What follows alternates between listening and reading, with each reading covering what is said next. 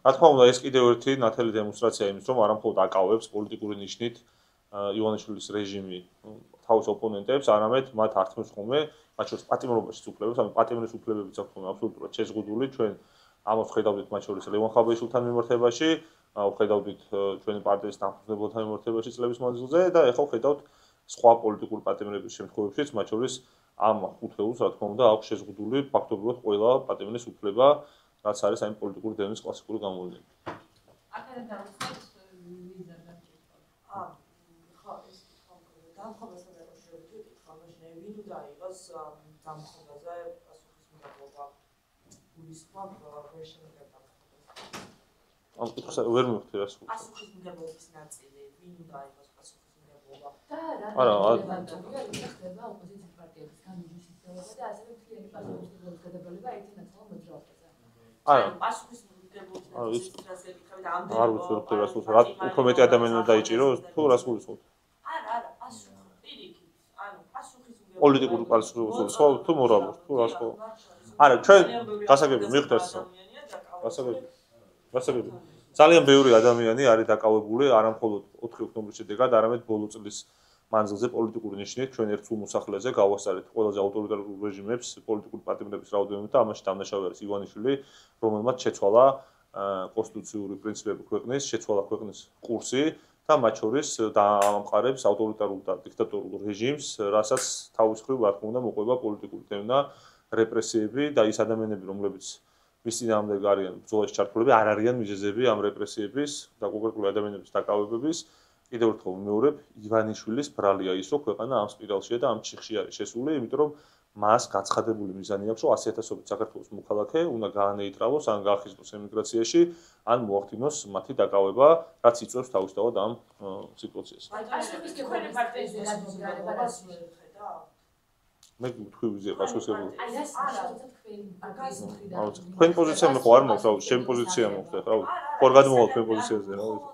იმიტომ ვკითხულობ, რომ ეს ადეთი რუსთაველის გამზირია ორგანიზატორი ან ორგანიზაციას გულისხმობ, მაგრამ ჩვენც აქტიურად ჩვენ მხარს უჭერთ და უჭერდით და მომავალშიც დაუჭერთ ყველა იმ აქციას, რომელიც არის ივანიშვილის წინააღმდეგ მომართული.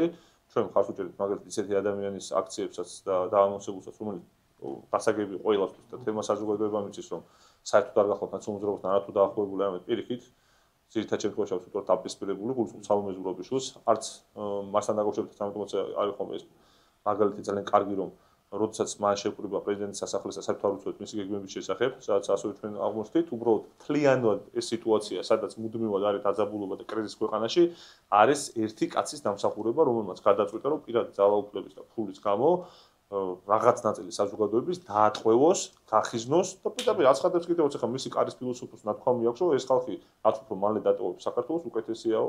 ამიტომაც აი ამ ზოგადად მძიმე სიტუაციას ქვეყანაში უნდა უმადლოდეთ ბიზნესმენებს. აი 4 ოქტომბერთან არა. 4 ოქტომბერთან დაკავშირებით ხალხზე საუბრობენ თქვენი პარტიის წევრები, მათ შორის ლევან სანკიძე's საუბრობენ ხალხს თქონდა და გეგმის ჩაშყვარდა და არებასთან. თუ შეგვიძლია თუ დააკონკრეტებთ. არა, ამასთან დაკავშირებით ლევან სანკიძე და ჩვენი პარტიის წევრები კი პირველ რიგში საუბრობენ ის ადამიანები, რომელთაც ინფორმაცია ჰქონდა კონკრეტულად გეგმის შესახებ, ხო?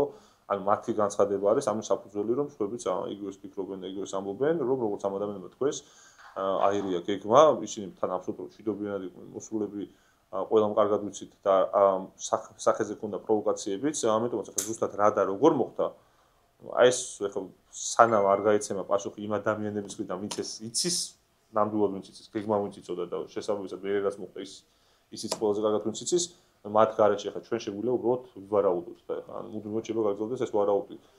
გვეცოდინება, როდესაც ის ხალხი, რომელიც საქმის კურსში იყო, გააკეთებს კონკრეტულ განცხადებას. ასევე უნდა გითხოთ. მაგიტომ ხო ანუ ჩვენ ახლა ვისაც არ ასე უნდა გითხოთ, თქვენ ამბობთ, რომ ნაციონალური მოძრაობა 4 ოქტომბრის აქციის ორგანიზატორებს შორის არ იყო.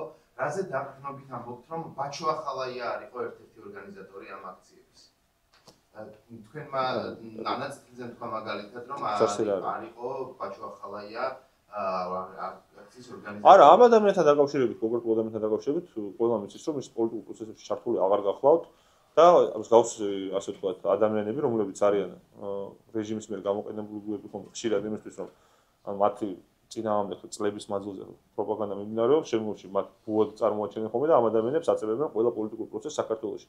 ამიტომ რაც ახალი არ უქნია ივანიშვილს ყოველთვის როცა ქვეყანაში ყავდა საპროტესტო მოძრაობა, გვახსოვს ხა მაგალითად რო გადათხარეს ჭავჭავაძის გამზირი ადეიშვილმა მოაწყო საცობრივ იძახდნენ, ხო? ანუ მუდმივად ახასიათებებს ხოლმე ხოცებს ის რომ ნებისმიერ პროცესს არა მხოლოდ საპროტესტოს აბრალებენ წინა ხელისუფლების იმ მაღალი თავმჯდომარის პირებს, რომლებიც თავის დროზე იყვნენ ხელისუფლებაში და რომელთა მიმართაც იყო პროდუქციის ეს პროპაგანდა მომართული. თქვენ დადასტურებულად იცით თუ არა რომ ახალია. გიპასუხეთ უკვე. ბუად წარმოჩენა. არა, გიპასუხეთ უკვე. პატა ბურჯუაძის დაკითხვის დროს ეკითხეს რომ ხონდეთ თუ რაიმე კომუნიკაცია ბაჭო ხალხთან თავი შეიკავა კითხვებზე პასუხისგან. ეს რა ნიშნავს თქვენთვის და შეიძლება თუ არა ძალიან დიდი ბოდიში, მაგრამ გაუნერიხით რომ თქვენ ინფორმაციას ხა მე ვერ მივიღებ როგორც აბსოლუტურ ჭეშმარიტებას, ამიტომ ვერც გიპასუხებთ ამ კითხვაზე. იმიტომ რომ ეს უნდა გაჟღერდეს უფრო სანდოს წყაროს მიერ, ამის შემდგომ შეიძლება გიპასუხოთ, თუმცა დარწმუნებული ვარ რომ არაფერი ხა რაღაც რთული საფასურო ბატონ პატასთან ეს კითხვა არ იქნება კიდევ ერთხელ ვიმეორებ, არაერთხელ ყოფილა, როდესაც ყველანაირ პროცესთან კონკრეტულ ადამიანის სახელებს და გვარებს აკავშირებს ივანიშვილის ოცნება და რა თქმა უნდა ეს არ არის ახალი, მე მოვიყვანე ერთი მაგალითი, კიდევ მრავალი მაგალითის მოყვანა შეიძლება იმ ადამიანებზე მით უმეტეს, რომლებიც საერთოდ აღარ ეგებენ მონაწილეობას პოლიტიკურ პროცესში. აი თქვენ რა ინფორმაცია გაქვთ როგორც ასწავლებლობის წარმომადგენელს, ხონდეთ თუ არა მათ შეხვედრილი პატა ბურჯუაძის? გითხარით.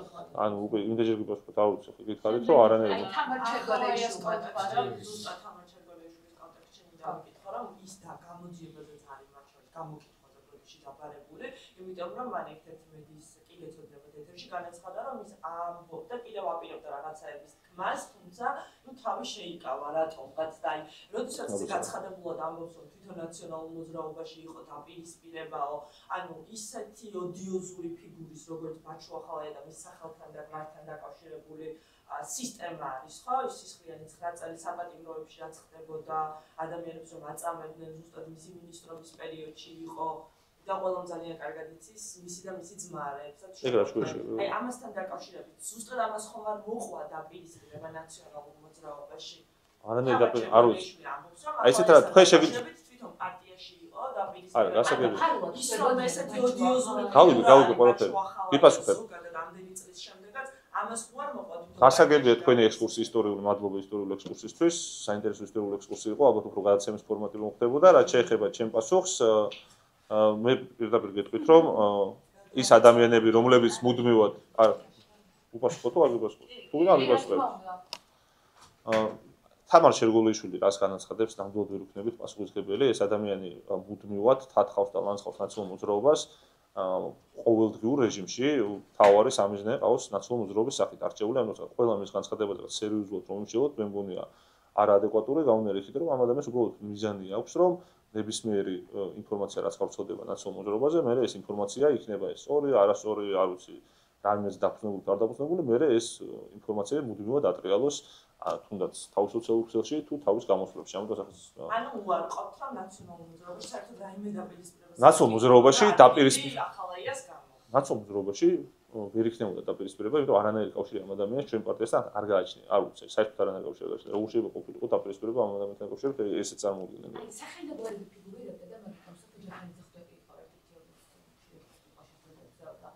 რა შეხვედრები? დაპირისპირებები ესეთი ბაჩო ახალის გამო ნაციონალურში არ ყოფილა. მეუბნებით ხიბასუხეთ, რამდენჯერ უნდა გიპასუხოთ და არ ვიცი რა. ასე მეკითხავ, აი როგორც ვიცით, კრიზისი არის მათ შორის ოპოზიციაში, დაპირისპირებაც მწვალდება ზოგადად ქვეყანაში პოლიტიკური კრიზისი, აი როგორ გისახებად გამოსავალი, აი თქვენი პარტიის გამოსახება. მე ძალიან მარტივად გეტყვით გამოსავალს. კრიზისი არის შექმნილი რის შემდგომ ყველას კარგად გვახსოვს, ხო? არჩევნების ტოტალური გაყალბების და ქვეყნის საგარეო პოლიტიკური კურსის დეკლარირებულად შეცვლის შემდგომ. ამიტომაც იმისთვის რომ ქვეყანა მართლმშვიდობას და სტაბილურობას ესწრაფოდეს, საჭირო არის მოხდეს აი ამ ადამიანების წინააღმდეგ არა ეს რაღაც ნულოვანი თანაგრძნობის პოლიტიკის გატარება და ყველას დაკავება და ყველას გაძევება და ის რასაც მათ მიზნად აქვს გამოცხადებული და ყველას სამოქალაქო პოლიტიკური უფლების შეზღუდვა, არამედ ძალიან მნიშვნელოვანი იქნება და აუცილებელი იქნება, რომ ეს სისტემა, რომელიც არის უკანონო, თავისი თელი რეპრესიული კანონმდებლობით, რომელიც არის უკანონო გამონებიდან, რომ არჩევნების გაყალბების შედეგად არის მოსული, ასე ვთქვათ, რეალურად დე ფაქტოდ მართავს ქვეყანას, ამ სისტემამ აუცილებლად უნდა მიცეს პოლიტიკურ პროცესს, დემოკრატიულ პროცესს საშუალება, რომ განვითარდეს ქვეყანაში, დაინიშნოს ახალი თავისუფალი არჩევნები და ყველა ის რეპრესიული კანონმდებლობა, რომელიც მიღებული არის, მათ შორის პოლიტიკურ პატიმრებთან ერთად უნდა გაუქმდეს. ანუ ახალ გამოსავალად მიგაჩნიათ ახალი საკანონმდებლო არჩევნების დანიშვნა რა პირობებში ისიც გამომდინარე იქიდან რომ კიდევ ერთხელ ვიმეორებ კრიზისში ჩვენ მოგვიყვანა აი ამ ამბავმა რომ ივანიშვილს გადაწყვეტილი აქვს რომ დიქტატურა დაამყაროს ქვეყანაში და საზოგადოების უდიდესი ნაწილი ამ დიქტატურას არ ეგუება, ამიტომაც არის მუდმივი რეპრესიები და ამიტომაც არის რომ ერთადერთი ენა რომელზეც ეგრეთ წოდებული ხელისუფლება საუბრობს არის ადამიანების დაკავება, ახალი რეპრესიული კანონმდებლობის მიღება და მუდმივი კონფლიქტი. ამისთვის რომ ეს მდგომარეობა შეიცვალოს, საჭიროა რომ ახალი არჩევნები ჩატარდეს, რომელსაც ექნება მაღალი სანდოობა და იქნება კონკრეტული ცვლილებები, როგორც საარჩევნო კომისიის კუთხით, ისე სხვა მიმართულებებით, რადგან ჩვენ არაერთხელ გვისაუბრეთ კონკრეტული წინადადებების ჰქონია ოპოზიციასაც და სამოქალაქო საზოგადოებასაც და რა თქმა უნდა ის რეპრესიული კანონმდებლობა რომ და საერთოდ ყველა ის ცვლილება რაც იყო ფუნდამენტურად არასწორი ქვეყნის განვითარებისთვის მიღებული ბოლო წლის მანძილზე თავისი ევროპული ინტეგრაციის პროცესის გაჩერებით უნდა შეიცვალოს. ასე უნდა გითხოთ გარკვეული ჯგუფებია კრიტიკები ხელისუფლებას იმის გამო რომ სხვადასხვა დაავადების მქონე ადამიანები და მამები დააკავესო რომ შეგვიფოსოდეს ფაქტი. და არის სწორედ ინდულგენცია. წინ უსწრებ მომლოს შემონახული ხონდა. ზოგადად ივანიშვილის რეჟიმს აქვს არჩეული მულოვანი თანაგრძნობის პოლიტიკა, რომელზეც ყოველთვის საუბრობს, რომ საჭირო არის დიქტატურის დამყარებისთვის ქვეყანაში. ანუ იმ ადამიანებს, რომელთაც ხედავთ, რომ ფიზიკურად შევაწყობთ საყენებენ, აკავებენ, უფლებებს ართმევენ, აყადაღებენ, არავით არის სიბრალულის განცდა არ უნდა არსებობდეს და თანადგომის ემპათიის გრძნობა საზოგადოებაში ეს არის ივანიშვილის სტრატეგიული ამოცანა, ამიტომაც რა თქმა უნდა მის რეპრესიებს ეყოლება ძალიან ბევრი მსხვერპლი, მის რეპრესიებს მსხვერპლი ყავს ოპერის სოფლის მასშტაბით ერთ-ერთი ცნობილი მომღერალიც, მსახიობებიც, პოეტებიც, აი ყველა ტიპი, რა შეიძლება ითქვას, რომ პროფესიის და სოციალური ჯგუფის წარმომადგენელი. ამიტომ ზოგადად მთლიანად მიდგომა ივანიშვილის აბსოლუტურად უმოწყალო საკუთარი მოქალაქეების მიმართ არის პრობლემა. ასევე უნდა გითხრათ, რამდენად შეიძლება სასჯელისგან თავის არიდების საბაბი იყოს ერთგვარი ინდულგენცია იყოს. მე რა კონტექსტში პასუხობ, თქვენ აბსოლუტურად სხვა კონტექსტი გაგაჩნიათ, ანუ თარშებას აკეთებთ ისეც, რომელსაც მე არ ვაკეთებ, ამიტომაც ახლა ვერ გამოვყოლით მაგჭირებაში. იპასუხეთ რა არის ჩვენთვის არახუმანური. არანაირი ინდულგენციაზე არ არის საუბარი. კიდევ ერთხელ ვიმეორებ, ადამიანმა კონფლიქტი გამოიწვია იმით, რომ ქვეყანაში დაამყარა დიქტატურა და ადამიანებს რაღაც ჯგუფი არ ეგუება ამ დიქტატურას და თვითონ გაცხადებული აქვთ, ანუ ოფიციალურ დონეზე. თქვენ რაღაცა უნდა შეცვალოთ ამ ხალხს, აი მაგალითად საზა შათრიაშვილს ოფიციალურ სპიკერს და იდეოლოგს და ფილოსოფს თავარ რაღაც კარის ფილოსოფოს ივანიშვილს ან თქვენ მიაქვს, ეს ხალხი უნდა გააძევოს ქვეყნიდან. თავისთავად ეს მიდგომა, რომ ყველა ადამიანი უნდა გაძევებული იქნას, დაყადაღებული იქნას, რომ აგენტია, ეს არის ტოტალიტარული მიდგომა. ანუ თქვენი კურსელები, თქვენი უნივერსიტეტელები, თქვენი თანამშრომლები ყოფილიან, მოქმედი, აი ეს ადამიანები არიან მათ მხრიდან გამოცხადებული ქვეყნის მტრებად, აი საუკეთესო ტოტალიტარულ სტილში. ამიტომ სხვა კონკრეტული პრობლემები მე რას მოყვება, რომ ზოგს გარკვეული დაავადება აქვს, ქრონიკული, ზოგს სხვა რა პრობლემა აქვს, ზოგს რა ფინანსური პრობლემა აქვს. ეს არის უკვე თანმდევი იმის შემდგომ, რაც ეს თავარი მიდგომა, ფუნდამენტური მიდგომა არის ესეთი ტოტალიტარული რეჟიმის მხრიდან. რამდენიმე ადამიანის მიმართ საპატიმრო პირაო, მათ შორის იყო გამოყენებული, ვისაც მძიმე ჯანმრთელობის დაზიანებები ჰქონდა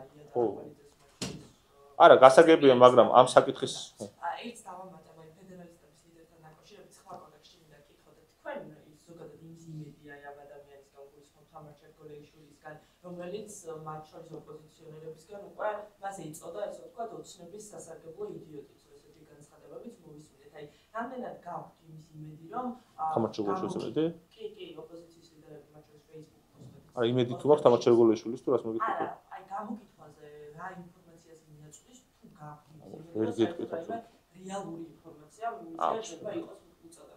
არა, რა თქმა უნდა, მან თვითონაც აღიარა რომ არანაირი რეალური რასაც ქვია ინფორმაცია მას არ აქვს და მან განაცხადა კიდევ ცოტა ნახე მოვისმენ ბოლო განცხადება რომ რაღაც მისი დაკვირვების შედეგი არის უბრალოდ სხვა მოვლენებზე, ამიტომაც თვითონ აქვს ამ ადამიანს გაცხადებული რომ არანაირი რეალური ასე ვთქვათ მასალას და მტკიცებულობას ის არ ფლობს.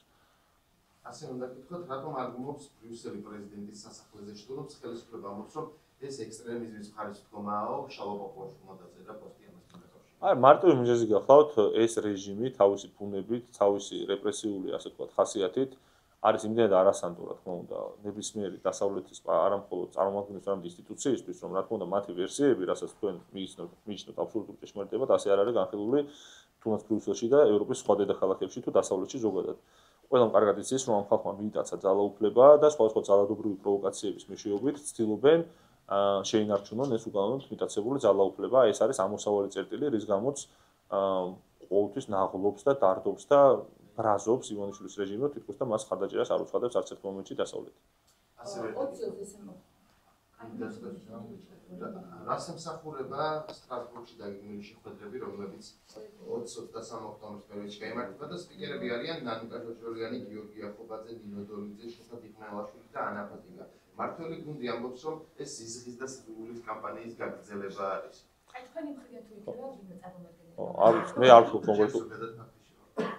ზოგადად ის რომ ევროპელებს ხდებით და ზოგადად დასავლეთთან ურთიერთობა ცუდი არ არის, გასაგებია რუსული რეჟიმისთვის ცუდია, იმიტომ რომ მათ სურთ რომ საერთოდ არანაირი კავშირი არ ქონდეს დასავლეთთან, მაგრამ ზოგადად ნებისმიერი ტიპის ფორმატის შეხვედრას მე პოზიტიურად უყურებ, თუმცა სხვა დეტალებს არ ვიცნობ ამ შეხვედრის თუ კომისიების შესახებ, რაც შეეხება ზიზღს, მართლა არადეკვატურია ადამიანი, რომელიც აანონსებს და მისი გუნდი ადამიანების გაძევებას, ქვეყნის ლიკვიდირებას და ტოტალიტარული სისტემის მსგავსი მიდგომა აქვს, რომ ეს ხალხი არიან ყველანი აგენტები და ქალები არ არიან და შეიძლება ცემოთ და შეიძლება რა ვიცი დაატყვევოთ. ამ ხალხის მხრიდან საუბარი სხვაზე ზიზღთან დაკავშირებით არის აბსოლუტურად არაადეკვატური და ცინიკური. აი, მიზანი არის, მიზანი არის, რომ პროტესტების გაძლიერება ქვეყანაში. ევროკავშირი აფინანსებს ამ ყველაფერს. აი, თქვენ მკითხავს ჩემთან რეალურად ქვეყნის არ მესმის კითხვა. ქვეყნის ფარგლებს მიღმავს გავსი. ქვეყნის ფარგლებს მიღმავს გავსი ხომისდების დახილვა და შეკრება, რამდენად რესტორანი გაჩნიათ, თუმცა თავარი მიზანია შეკრების არის, როგორ გააძლიერონ პროტესტები ქვეყანაში. არა, ვერ გავიგე თქვენ, ანუ გასაგებია რომ ადამიანებს არ სიამოვნებთ ის რომ დასავლეთთან კომუნიკაციას ინარჩუნებს საზოგადოების ხარგული ნაწილი, მაგრამ ეს უკვე ხა ნამდვილად პუტინის რუსეთის გაცხადებულ ასე ვთქვათ, განცხადებებს და ესას კურსს მაგონებს, როცა თურმე ნებისმიერი კონტაქტი რუსეთთან დასავლეთთან არის ღალატი სამშობლოს. მას საბჭოთა კავშირში აღარ ცხოვრობს ეს ხალხი, ხო? ეს ნებისმიერი კონტაქტი არის, ეს შეკრება იმის რომ გაძლიერდეს ქვეყანაში პროტესტი. მე ცუდი რა არის ეს? რას აფინანსებს?